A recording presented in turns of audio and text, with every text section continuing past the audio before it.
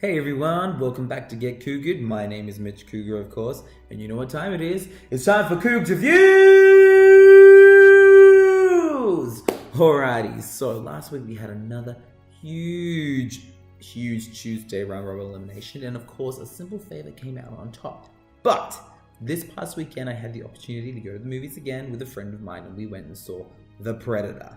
Now, and no searching came second to a simple favor, but I really wanted to see The Predator because, I am a fan of horror and thriller genre. So in hindsight, that is probably one of the other ones I did want to see. Anyway, let's get to it. So The Predator.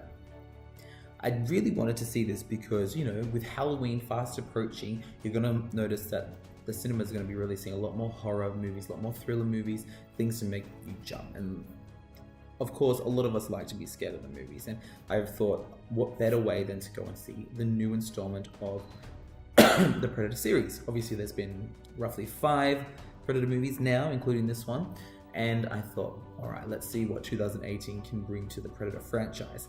Now, the best way to describe this movie, in my opinion, is it was beige. You don't love beige, but you don't hate beige. It's just beige. Like, when you see a beige wall and you're like, wow, that wall's beige. You're right. The Predator was beige. I didn't love it. I didn't hate it. It was just okay. And I'll tell you why. Like, some of the good some of the good stuff in the movie was the fact that it did act as a sequel.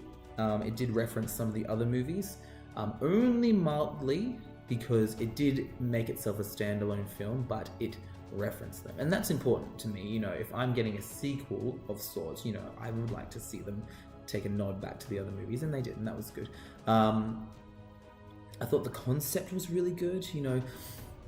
To bring the Predator current, it really has to, it really had to be done in a certain way, and I'm not going to give away too much because there are going to be some people who still want to watch the movie, and I thought the story concept was really, really good. I just feel like the writing fell a bit short because there were some really, really good things about the movie, but then it kind of got outweighed with some really bad stuff. And let's just dive into some of the bad things. I think the fact that it wasn't scary at all really grinded my gears, because at no point was I scared.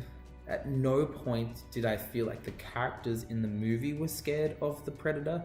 And that to me is a very big problem, because it really is a horror film in my mind with action, but the movie turned into just a full-blown action film, and it got boring to a degree. It became mildly predictable, like most movies would, but because it turned into an action movie, it just got a smidge boring to me. And it started not boring, and then when it turned into the action movie, that's when I was like, oh, I've kind of checked out. And it was a long movie, so by that time I was thinking, when is this gonna end? Because I was over it after a little while, and which was so sad, because like I said, there were some really good things in the movie. So but yeah, the fact that it wasn't horrific by any sense of the word was a letdown, I think, especially leading into a season of films that are going to be scary. It just fell a little short for me in that aspect. The acting wasn't too bad, but then it was because the writing was overshadowed by comedy.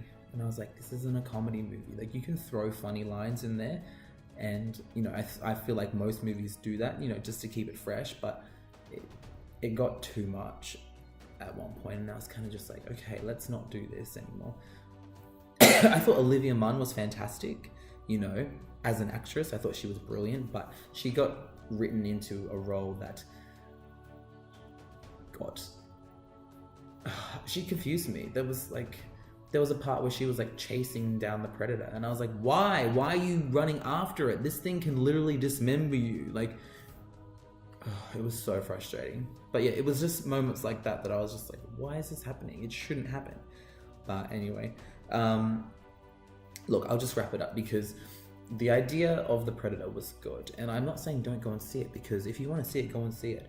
I just think that you won't be as impressed as I think you want to be, because the special effects alone were really underplayed, I thought. Like, it wasn't gruesome. I wanted to see body parts flying and blood everywhere and this and that, and I just got like a PG-13 M kind of style movie when it was rated MA 15+. I'm like, come on.